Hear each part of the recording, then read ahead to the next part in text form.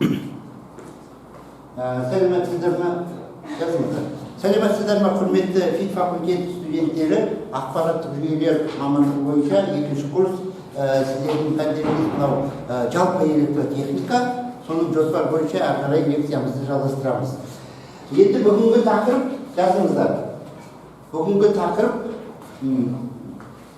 былай деп аталады.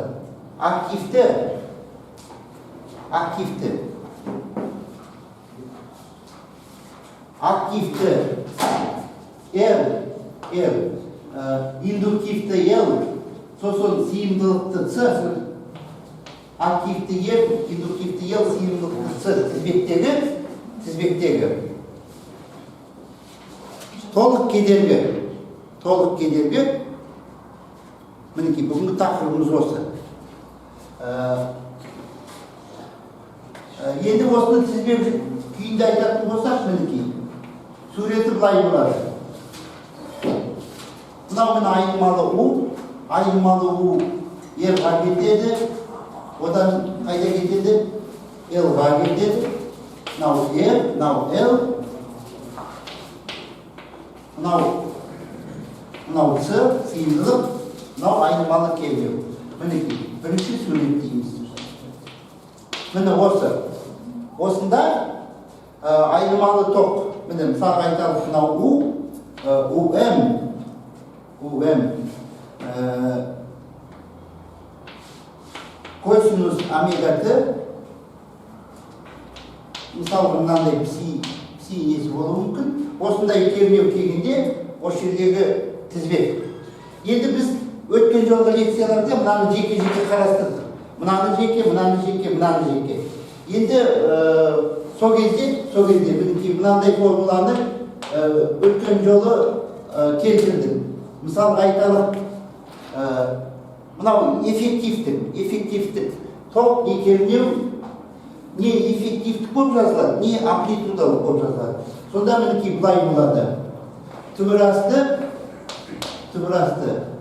R квадрат плюс омега L минус омега С осының квадраты. Мінекей, мынау тоқ. Осы формуланы екі түрде жазуға болады. Кейде мынау иді жазыңыздар. Кейде мынау иді эффективтікке жазуға болады. Кейде мынау иді амплитудалық мәнге жазуға болады. Сол кезде мынау кернеуді жазыңыздар. Кернеуді де кейде U эффективтік мәнге жазуға болады. Содан кейін кернеуді қай мәнге? Амплитудалық. Мінекей жазып қойыңыздар. Ана бірінші формулада именно мінекей осындай болуы мүмкін.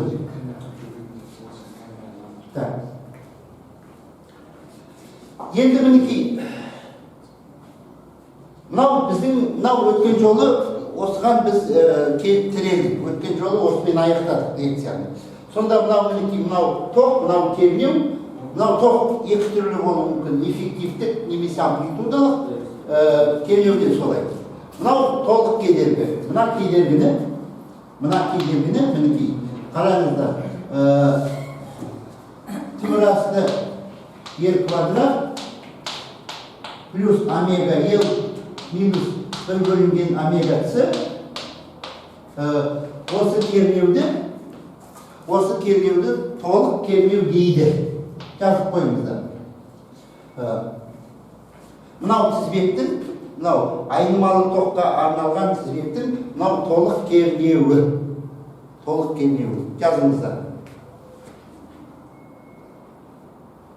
Енді бүгінгі сабағымыздың, бүгінгі лекциямыздың мақсаты осы мынау толық кернеуді былай деп аталады, аналитикалық түрде деген сөз теориялық жолмен нақты осылай болатынын дәлелдеп шығу. Мына жерге сұрақ белгісін қойып қойған. Неге бұл осылай болады? Толық кедергі. Соны біз бүгін аналитикалық түрде айтады ғой, точно дәлелдеп шығамыз. Жазыңыздар ғой, өшіруге болады ғой. Жақсы.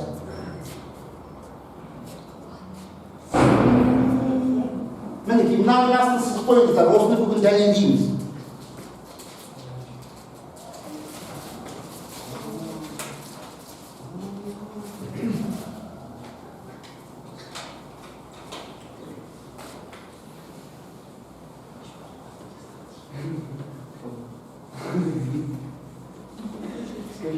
Так, енді былай, біз анау айнымалы кернеу, жеке мынау ерғағел ермен өтеді. Одан кейін жеке мынау әлгі мынау катушка, жеке катушкадан өтеді. Сосын жеке неменеден өтеді, жеке конденсатор өтеді. Сол кезде біз жеке қарастырдық уже. Сонда жеке қарастырғанда біз мынандай нәтижеге қол жеткіздік. Мынау катушкадан, жай резистордан өткенде, мынау былай болады, керісінше жазайықшы, мынау У, керісінше, У, И. Мынау У мен И екеуі бір-бірінің мінекей. И қалай кетсе, У да солай кетеді. Екеуі бір-бірінің арасында былай звик фаза болмайды. И қалай кетсе, У да солай кетеді. Екеуі осылай мұнда. Енді өткен жолғы дәлелдегеніміз бойынша, егерде ток Им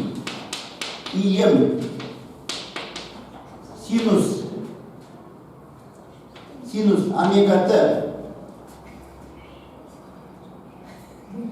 омега-Т осындай болса, онда мынау катушкадан өткенде қалай болады? Катушкадан өткенде былай болады. У тең УМ синус омега-Т плюс пи пополам. Міне, мынау қайдан өткенде? Катушкадан өткенде. Енді конденсатордан өткенде, қараңыздар. Конденсатордан өткенде керісінше былай болады. УМ синус омега-Т минус немене пи пополам. Осы тақырыбымызда енді белгілейік. Белгілегенде қалай белгілейміз енді? Мынаны біз бір дейік, бір мынау. Мынаны екі дейік, мынаны үш дейік, мынаны төрт дейік. Сонда мінекей мынау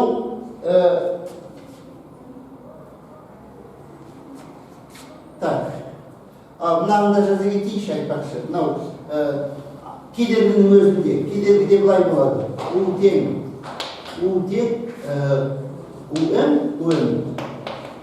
синус омега-Т. Енді қараңыздар.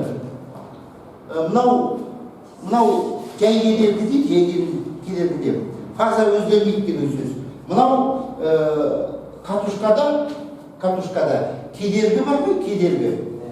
Мынау кедергі, мынау тоқ кедергі былай болса, кернеу былай. Пи пополам алдыға кетіп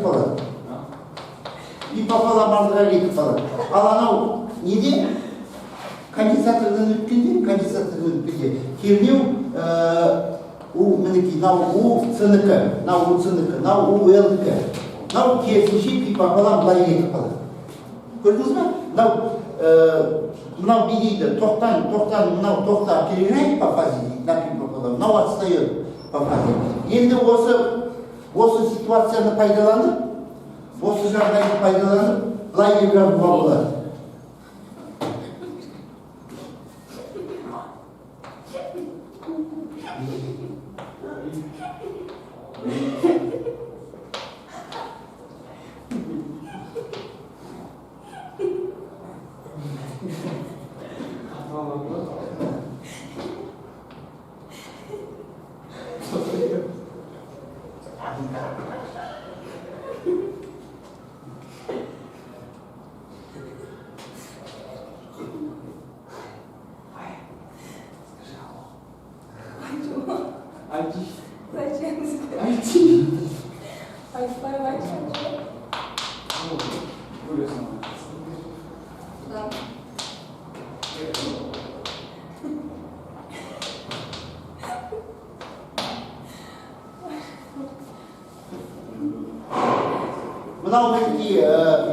Мынау не дейді? Біз комплексті тоқты дейді, комплексті тоқты, мынау степеной түрде жаздық. мынаны. Комплексті тоқтап, степеной түрде жаздық.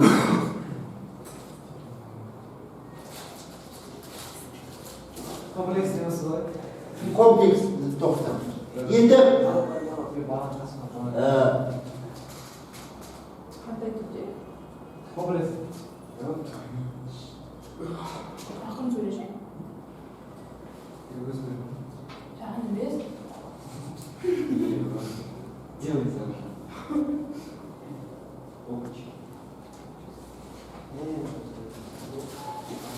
енді осы кернеуді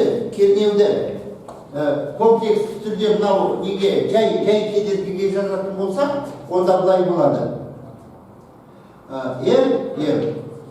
УМ.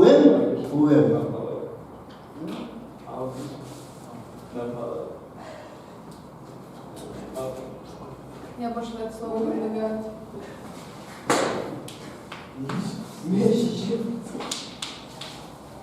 Мінекей, мынау комплексті У менен комплексті тоқтың арасында коэффициент ретінде ер ғана тұрады. Бұл не деген сөз? Бұл жаңағы жай ғана кедергіде бағана біз айтып қой, екеуінің арасында фаз безбейік болмайды. Енді мынаны УР дейміз. Енді қараңыздар, енді УРді комплексті түрде жазатын болса, онда былай болады.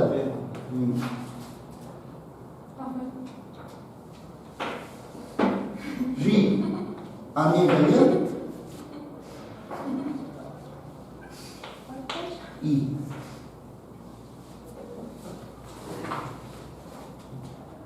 G омега L I.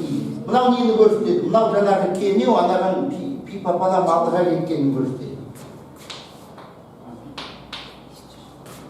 Енді мынау соңғы неменесі қалды? Утсы қалды ғой. Утсыны комплексті түрде жазсақ, ол былай болады.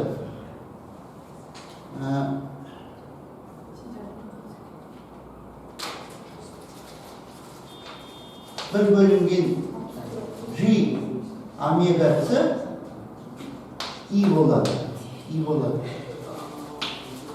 Немене бұл тең минус G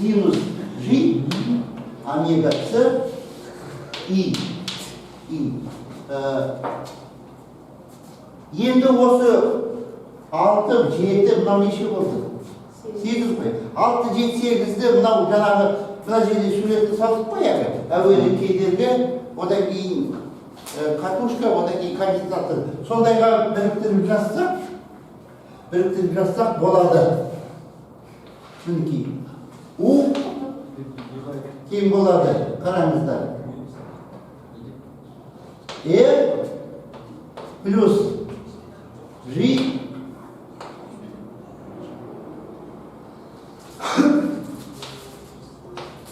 плюс G омега L минус омега С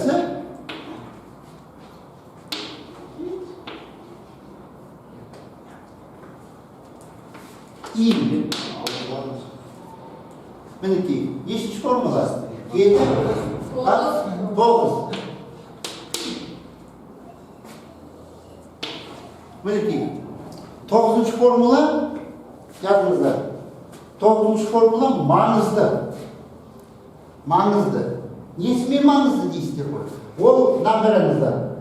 Ол, мінекей, қараңыздар. Мынау У деген затты, У деген кернеуді немен байланысып тұр? Комплексті тоқпен байланысып тұр. Екеуінің арасындағы байланыстырушы коэффициент немене болып тұр? Мынандай Z деген шама болып тұр. Екеуінің арасында байланыстырушы коэффициент Z деген шама. Ол Z немене болып тұр? Ол осы Z нүкте жазыңыздар. Комплексті кедергі деп аталады. Комплексті кедергі деп аталады.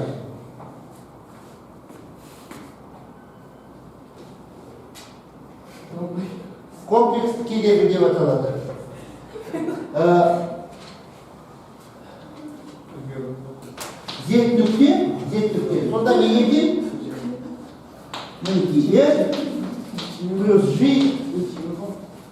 омега ел Кітап жаңа. 1 бөлінген омега С. Икче один год изменил.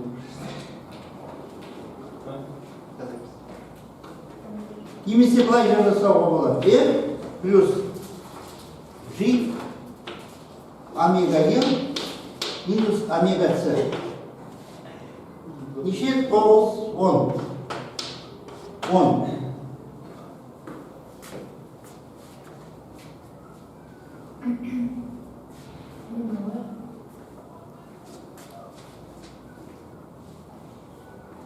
Тоғыз бен 10. 9 бен 10. 11 ғой ағай. А? Ана 11 ғой соңғысы. Я. 9, 10, 11. А жоқ, 9'da керек жоқ. 10 мен 11 не өзі? 10 мен 11.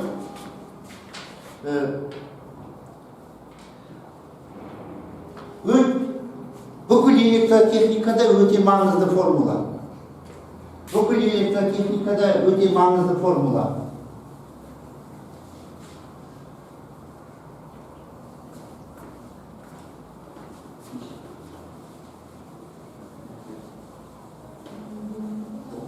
Жазыңыздар, ол деңіздер, ол формула, толық тізбекте,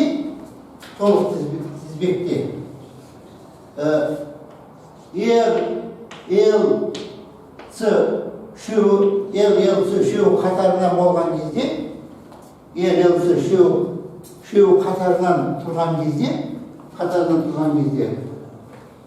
толық кедергі, комплексті түрде 11 болады. Комплексті түрде 11 болады деңіз. Ал жай скалярлы шама ретінде ол былай жазылады. Енді абсолюттік мағынасы бойынша деңіздер. Жай скалярлы шама ретінде абсолюттік мәні бойынша былай болады деңіздер. R квадрат плюс омега L минус 1 бөлінген омега С квадрат. Міне 12.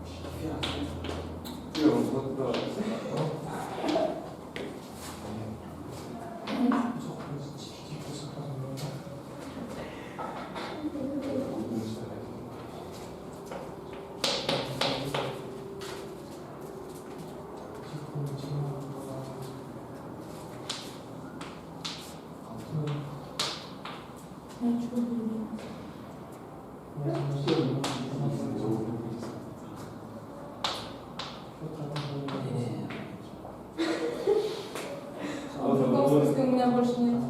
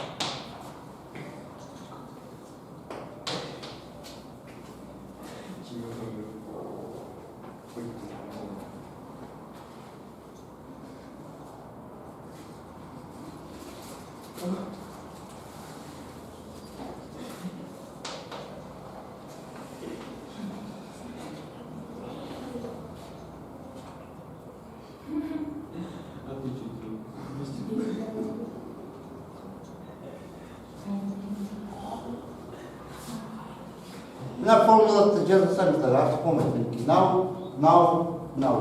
Жаздыңыздар ма? Да. Ha, өшірем онда бәрі. Жоқ. Жаздыңыздар. Ha? Ана 2-9 бөлген арап та. Al жарайды, жазыңдар. Қалай еттіңіз? Былай. Я бөлген ол. Tamam, sözün şasta. Al. Болдыңдар ма? Же. Иә.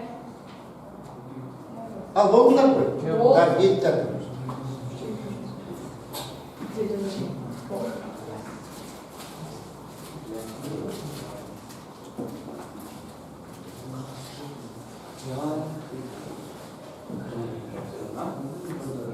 Видишь,